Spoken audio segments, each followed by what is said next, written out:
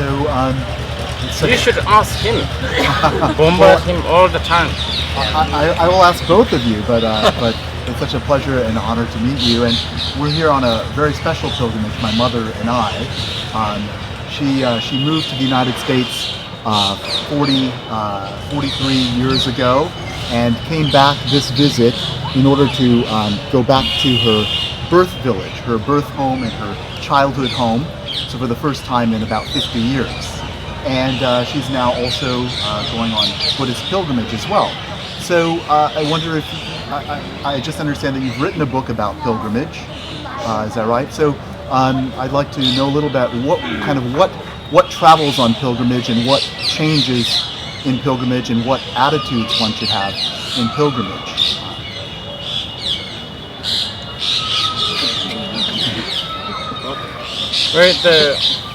I'll just sort of extract what I have, I think if I remember, what I've written in that small collection of gibberish.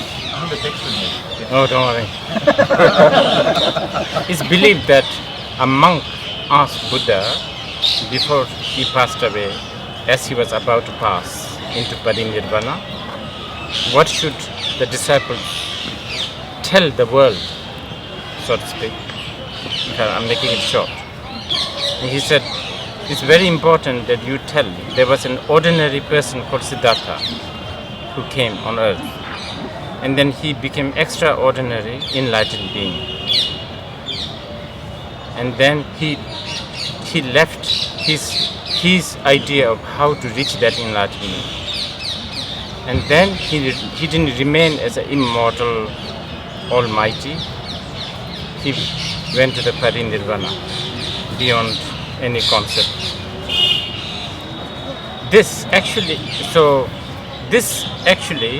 according to the Mahayana, many of the way we study, is, even though there is some kind of a story, is actually a study of mindfulness, very, very sophisticated mindfulness, because in Buddhism, mindfulness is a big word. One of them is remembering Buddha, Dharma and Sangha. And to be mindful that there was an ordinary person called Siddhartha. We are all ordinary. An ordinary being can become enlightened. That's a very important mindfulness. So enlightenment, the possibility of enlightenment, no matter how terrible, how deluded you are, enlightenment is possible, that it is achievable. It is right there. And then the third, that there is actually a path. And then the result of that path is not something like happily living forever kind of, So that is what is sort of the very important structure. One of the structures, there's many structures. Like for mindfulness, this is one of them. And but how do you tell this to farmers or those not so literate?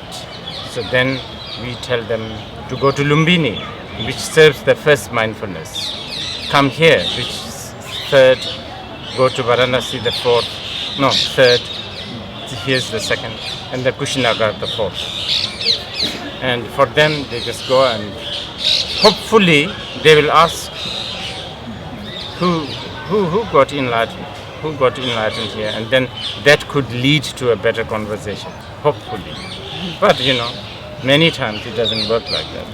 He ends up becoming an immortal god among the Hanuman, Vishnu, Krishna. But that's also okay.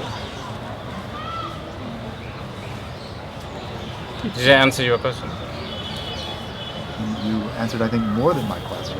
Yeah. That's the big picture.